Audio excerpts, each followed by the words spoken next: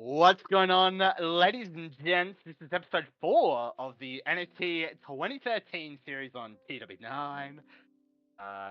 It's been a blast thus far, these first 3 episodes, and episode 4, I think, will be no different. Obviously, we got this show, Xavier Woods defending the NXT title against Derek Bateman as sort of one of the big things, sure. But, yeah, look, Matt, you care to comment?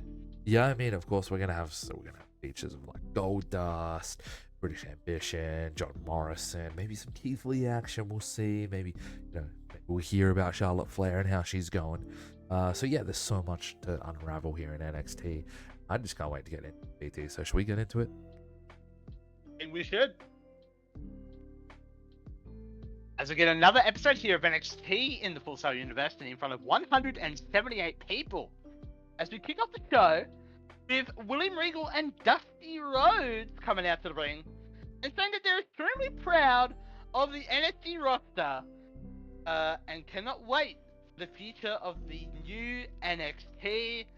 And they're saying that big things are yet to come here in NXT. Sit back and watch and enjoy the show. And that gets to 64. It's great stuff from Dusty and Regal there. Except for the fact that Dusty looks very stale. So we'll fix that up too. Oh, Dusty's old, brother. We think, oh my lord, a 71 rated match. John Morrison defeats Corey Graves in his in-ring debut with a Starship Pain style match. 79 for Morrison, 39 for Corey Graves. John Morrison, we did use creative finish, which is just Starship Pain for the first time in NXT. What a match. What a match. John Morrison just doing Morrison things. It's great stuff having Morrison. It's wow. Yeah, for sure. Next though. So you see Morrison walking backstage after his match. He was past Goldust. Some may say a little bit of too old sort of. Well, I say old, but obviously they used to work together back in the day. Yeah. A little bit. They both stare each other down. Goldust extends the hand, out of respect. And Morrison's not up for that one. No. He doesn't care. I guess it's a 56. That's not bad. Then move into a 3-on-3 tag team where Goldust is in action. And he teams up with British Ambition, of course, Adrian Neville and Oliver Gray. When Neville pinned Mason Ryan with a red arrow. So Kruger, 30 for Oliver Gray, 63 for 59 for Gold, 24 for Kruger and Ryan, and 36 for Aiden English. I'm actually really happy to see Aiden English getting a 36. I like that. Good. Oh, yeah. Not a bad match overall. Gets some people on the show, gets Goldust on the show, gets British Ambition, and yes, the lower mid-card kind of heels there as well. I can see the debut here of Rusev as he defeats El Torito with accolade in just under 6 minutes. So I don't know if this is actually necessarily the debut here of Rusev, but it's I don't know. Into our series or our save, I guess it is. So yeah, I think he might have already debuted here, but if this is I guess the re-debut or the return. The re-debut. Yeah, the return of Rusev here. 52 rated. 52 for Rusev, 45 for El Torito. Thanks, buddy. You're doing us a job. Legit. We then cut backstage. And Bray Wyatt issues a challenge to anyone in WWE. Anyone at all. 3-on-3. Wyatt family against anyone. Could be the NWO. Could be DX. It could be no one. Wow. But he issues the challenge to pick on him. Rowan's there. Very hungry. And half stare that he does. They're ready. They're ready for a fight. So that'll be next week in the main event of NXT. Wow. huge.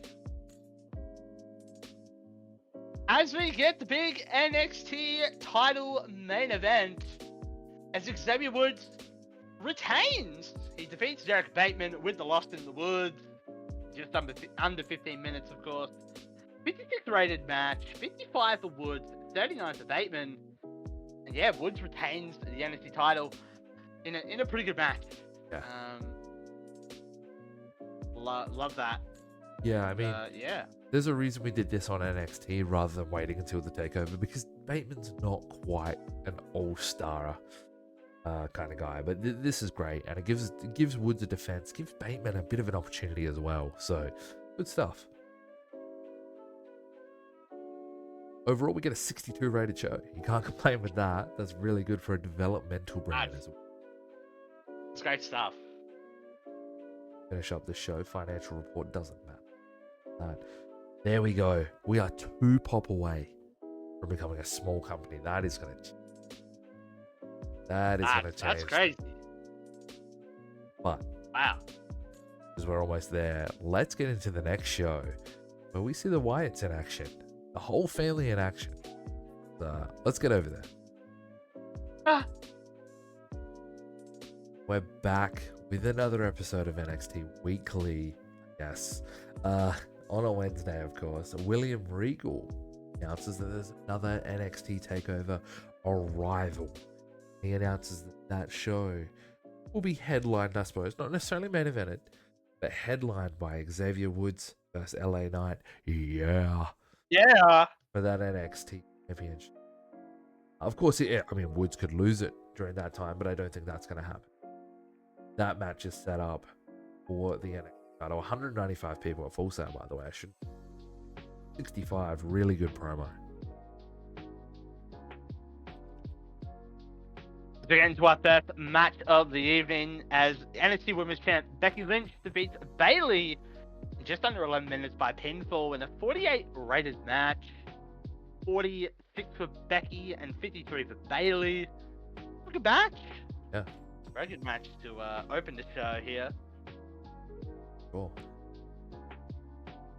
We then go backstage where LA Knight's arguing with Ted DiBiase, and Ted says, "You're not ready yet. You are the megastar. We understand this. You are the megastar, but you're not at that trajectory. We want to slowly build you there. You win it, no doubt in my mind. That one day you'll win it." LA Knight stops him. Nah. He says, "I'm at that point now. You have no faith in me. I'm going to go out there at Arrival and I'm going to pin that dummy. Yeah. And I'm going to become the NXT champion." They sort of get into a bit of a scuffle there. Like, Ted believes in him, but not yet. That's weird. You know what I mean? Oh, yeah. Look, you could almost say that Ted's kind of hindered him. I mean, to be fair, LA Knight's one loss came through Ted's sort of distracting and kind of just, ruining him there. So, I don't know. LA Knight has all the right to be mad, in my opinion. I agree. 46 there. Into the tag match here is the Revival. We're going to win here against Corey Graves and Ty Dillinger when Dash Wilder submits Ty Dillinger with the inverted figure 4 leg lock. 47 rated match there. 39 for Scott Dawson, 48 for Wilder, 42 for Ty Dillinger, and 39 for Corey Graves. Looked of his game, but a good tag match nonetheless. Yeah. Good win for the Revival. And they're continuing to climb the ranks here in the tag division. For sure. They're definitely up there. Go backstage again where we see, I guess not even backstage, but a bit of a video that Sasha Banks returns to NXT next week. Of course, she lost to Becky in the finals of that tournament. See who is going to become the first ever NXT Women's.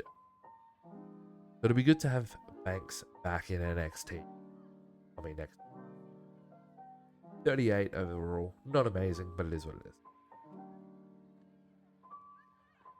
And then speaking of LA Knight, he picks up a big win against Paul London with the bottom rung. And, before the pinfall, LA Knight hits his finish. See Ted DiBiase, he's sort of there at ringside. And then LA Knight goes to the pin, And he tells Ted DiBiase to go away, go to the back, I don't need you anymore. As he picks up the 1, 2, 3 victory. Yeah, what a way to do it too. Like, I'm gonna win this match, but first you don't get to celebrate with me. Get out of here. That's such a cool way of doing it, you know? It's crazy. 51 rated there. Yeah, it's amazing. So good. We then have a bit of a rough promo where Tyler Breeze tells the NXT crowd that he is the future here. No one else matters except for Tyler Breeze. Tyler Breeze, Prince Pretty, is your savior in NXT. He is indeed. Rough promo, but we're building. And our main event, I mean, we already kind of know what it is. We know the Wyatt family are going to be in action, but let's find out, BT, who they're going to take on. Wyatt family are in action. They take on the Usos and Bo Dallas, and the Wyatts pick up a win. And Bray pinned Bo with Sister Abigail. 59 rated match here. 56 for Harper, 36 for Rowan, 52 for Bray, 54 for both Usos, 45 for Bo Dallas. Yeah, Bray was off his game, but a good main event and a big win for the Wyatts as they continue to run NXT. Yeah. Essentially, I mean, they've been picking up huge wins, and it's great to see. For sure. I think something else that we should touch on is I was a little bit worried. I'm like, oh, Usos, that's pretty big. This is 2013. Usos are not the be-all and end-all. So, yeah. Overall, we get a 58 rated show. We'll take that, of course. Take that. Happy with that show.